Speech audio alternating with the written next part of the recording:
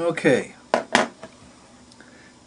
let's review a little bit so we don't lose the thread, and I want to review a little bit so I don't lose the thread. Okay, guard your speech, for speech will become, no, guard your thoughts, for thoughts will become speech. Guard your speech, for speech will become deeds.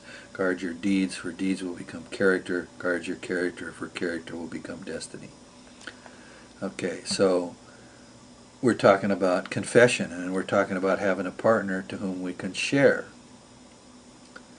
And the whole ability to share, and this is harder for a man who had a mother and doesn't really want his partner to be a mother to the same degree she doesn't want her partner to be a boy, but his maturation will be enhanced by the degree to which she accepts him for who he is without insisting he be something he isn't.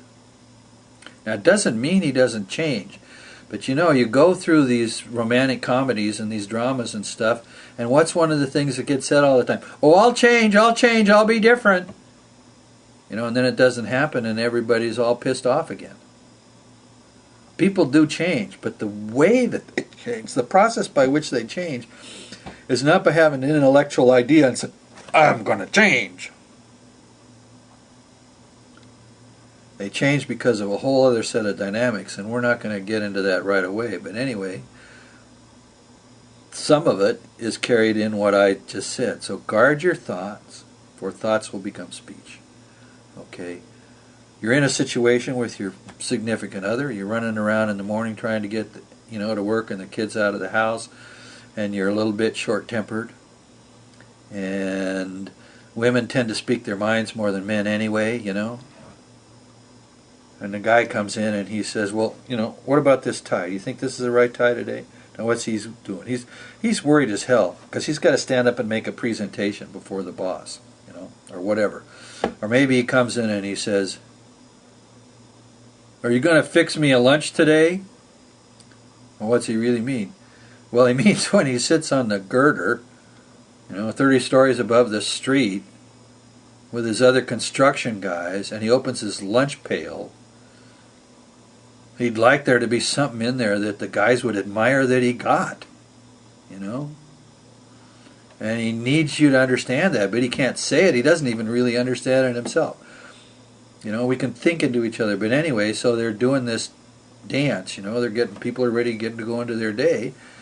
And sharp words get spoken because emotions get high, and unkindnesses.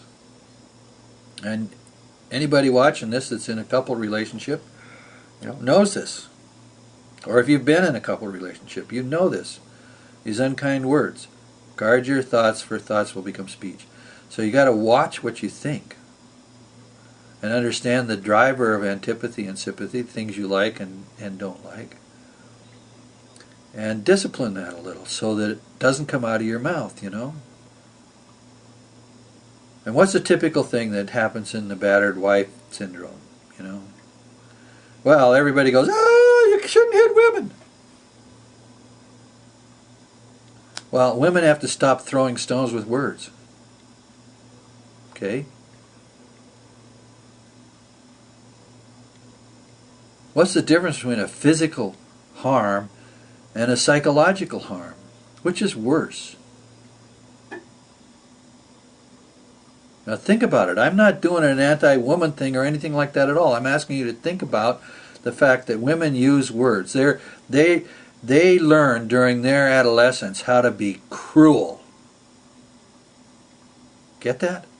They know more about being cruel with words than any other group on the planet. Now they can be the other way. Remember, guard your thoughts, for thoughts will become speech. So why are you being cruel to your guy? All right? If you're being cruel to your guy in your speech, hello, don't expect him to like it. Now, I'm not saying it justifies him slapping you in the face. All right? Just don't be surprised if you touch a button, if you touch a wound. Everybody has this soul and spirit part, right? In the soul are wounds, and they come from our background in our lives, and they're tender places. And women are really intuitive, and they know how to be cruel with words, and they can touch those hot buttons, and sometimes that's the way they get the guy because they're pissed at him over something. And they may be right, maybe it's just, I'm not saying, all the answers. I'm saying wake up to the dynamics. Understand what you're doing. Guard your thoughts, for thoughts may become speech. Okay? And then speech may become deeds. What's a good example of that? Well, the guys get together, this happens more in adolescence, but it also happens when older guys are still adolescent. And they brag. Oh, yeah, man, I got the 33rd base with that bitch, Gonna make her do what I want, yeah. I'm cool. See, I'm cool because I'm telling you these stories about how I dominate the women in my life. I don't take no shit from nobody, Now that's the thoughts and the speech. Well, the thing is that you get yourself pumped up being part of a group of guys in which that's the general agreement about how you treat women, and the next thing you know, you're going to treat women that way.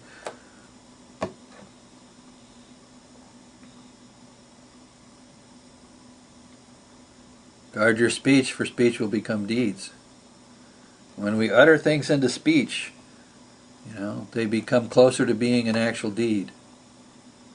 I'm going to hit you. You back off or I'm going to hit you. You stop saying that or I'm going to hit you.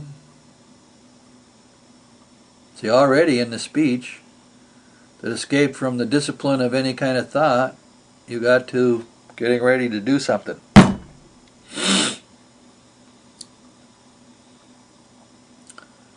Well, how do you fix it? Well, let's come back again to what I said. At the end of the day, every day, you have a ritual. You install this ritual. This is what the redemption of Eros is going to do, because the basic idea of the ritual was instilled through the inspiration of the mother into the 12 steps. Don't have to believe that. I'm just going to say it's a fact, whether you want to get that or not. Okay. So you're with your partner and you engage at night as part of your nighttime routine while you're holding each other and getting ready for bed in mutual confession and contrition. Yeah, I was a bitch this morning. Yeah, I was a bastard today. I called up Gail and tried to get her to go out with me, and Gail's her friend, or but I stopped myself. I really didn't want to do it. I thought about it, and we had this fight this morning, and I thought I'd feel better if I went out with your best friend. And some of this stuff can be really tough. It's tough to confess. It's tough to get up in front of a bunch of other people and say, hello, I'm an addict, or I'm a drunk, or whatever. It's not an easy thing to do, and that's entirely why there's enormous value in it, because it's not easy to do. The difficulty is what makes you recognize the riches latent in it.